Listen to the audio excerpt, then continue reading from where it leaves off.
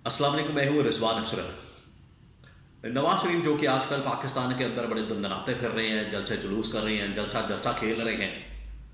नवाज शरीफ का लाहौर के हल्का NA 130 के अंदर मुकाबला है इमरान खान की खिलाड़ी डॉक्टर यास्मीन राशिद से।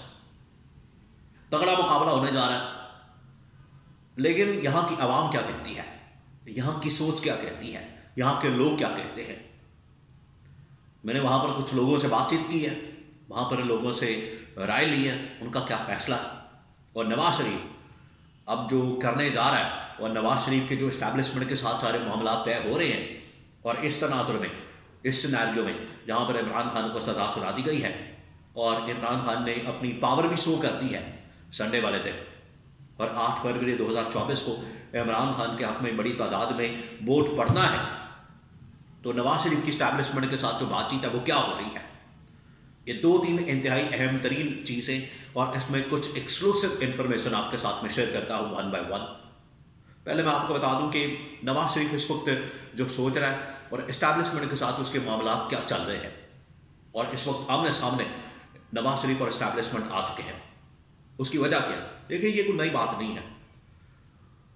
जो नवाज शरीफ का मिजाज है, नवाज शरीफ जिस मिट्टी का बना है, नवाज शरीफ का जो इस वक्त ज़हन है, उसका जो दिमाग है, उसका जो दिल है, वो कभी भी इस सूरत हाल के अंदर जो पाकिस्तान के अंदर इस वक्त हो चुकी है, जिसमें अगर कोई फॉरेन डेलीगेशन आता है, बाहर के लोग आते हैं, तो वो आर्मी चीफ से जाके मुलाकात करते हैं। जिस तरह से चाइना के नायब वज़ीर ख़ारजा है, उन्होंने जनरल आसिम से मुलाकात की।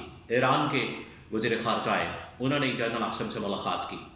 कल एक अहम तरीन जो मईशत के ऊपर, इन्वेस्टमेंट के ऊपर कॉन्फ्रेंस हुई, उस पर जनरल आसिम मुनीर पहुंचे और उन्होंने खिताब किया, स्टूडेंट्स के साथ इंटरेक्शन किया। स्टूडेंट्स के साथ ना सिर्फ general Asim Munir army chief, बल्कि ISI चीफ ने भी खिताब किया, वहाँ पर भी उन्होंने बातचीत की।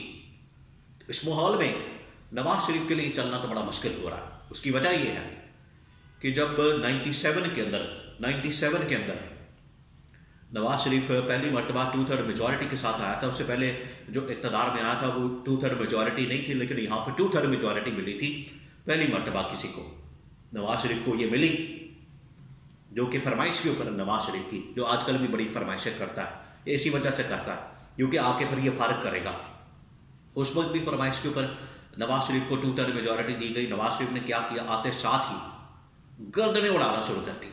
पहली जो गर्दन उड़ाई गई वो उस वक्त आर्मी चीफ जनरल जहांगीर करामत, उन्होंने एक मौके पर खिताब किया, एक काउंसिल बनाने की बात की, सिक्योरिटी काउंसिल कुछ इस तरह की, जिस तरह से नेशनल सिक्योरिटी कमेटी है, कुछ ऐसी जहाँ पर इकोनॉमिक्स की बात हो, जहाँ पर सिक्योरिटी की बात हो, जहाँ पर पाकिस्तान के मुल्क की मसाइल और सिक्योरिटी के मसाइल और इस तरह की जियो स्ट्रेटेजिक जो पॉलिटिक्स है उसकी बात हो।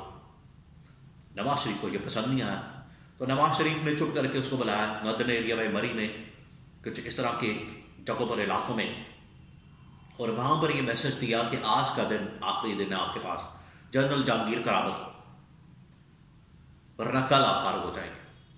आज का दिन आपके पास आखिरी दिन है, तो आप फैसला कर लें। तो फिर जनरल जहांगीर करामत ने इस्तीफा दे दिया था। फिर उसके बाद ही पाकिस्तान की इस्टेब्लिशमेंट ने इस बात का फैसला कर लिया था कि हमने अब इस तरह से किसी की बात नहीं सुननी, और इतनी आसानी से जिस तरह से हमें जनरल जहांगीर करामत को भेजा गया, पूरी फौज को जिस तरह से उसके वक़ार को, उसकी इज्जत और एहतराम को पामाल किया गया, ये आइंदा से कभी नहीं होगा। फिर उसके बाद चीफ जस्टिस को फारिग किया, हमला कर दिया सुप्रीम कोर्ट के ऊपर।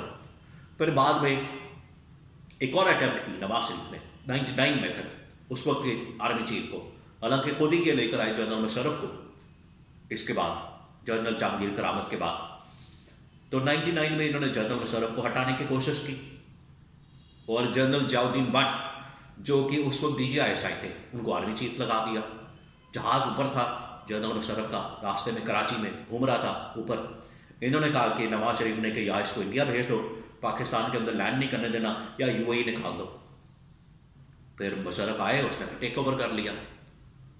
तो ये बताने का मकसद ये है कि जो इसकी जानिब से, नवाज शरीफ की जानिब से 2/3 मेजॉरिटी की डिमांड की जाती है, उसके पीछे जो ज़हन है वो यही है कि मैं आके फिर उसके बाद धज्जियां उड़ा दी। तो 2/3 मेजॉरिटी से तो साफ इनकार हो गया। फिर सिंपल मेजॉरिटी, बड़े ये तरले कर रहे हैं, उससे भी साफ इनकार हो गया। टोटल जो इनकी कैलकुलेशन की गई है 60 से 70 सीटें हैं, 40-50 टोटल 60 और कुछ जो रिजर्व सीटों का कोटा वो मिला के 10-20 ऊपर हो जानी है, बस यही सीटें मिलनी है। इसी से गुजारा करना पड़ेगा, इसी से आपने हुकूमत बनानी है, क्योंकि आखिरकार कोई 70-80 सीटों का जो नंबर है वो अब जा रहा है इमरान खान की तरफ, पीटीआई की तरफ। और इमरान खान ने बड़े स्ट्रॉन्ग कैंडिडेट्स अपने मैदान में उतारे हुए। ये जो हल्का है MA 130, ये बहुत अहम तरीन हल्का है। लाहौर में वैसे मुकाबला तो बड़ा तगड़ा होने जा रहा है। एक जो हल्का जहाँ पर अता तारड़ को नून लीग ने उतारा, वहीं पर पीपल्स पार्टी है और वहीं पर पीपल्स पार्टी में बिलावल भुट्टो है। तो ये बिलावल भुट्टो और पीटीआई के दरमियान असल में मुकाबला होना है।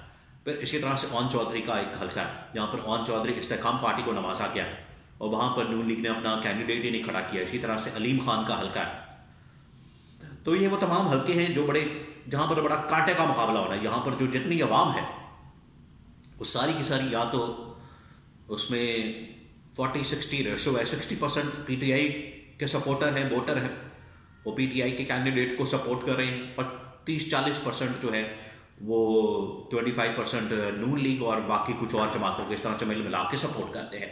और ये नून लीग का ये जो हल्का जिसको ये अपना गढ़ तस्वुर करते हैं MA 130, जिसमें ये दाता दरबार और मोनी रोड और कुछ मजाक का एरिया और ये उधर का सारा जो इलाका आता है, यहाँ पर डॉक्टर यास्मीन राशिद और नवाज शरीफ के दरमियान एक बड़ा तगड़ा मुकाबला होने जा रहा है।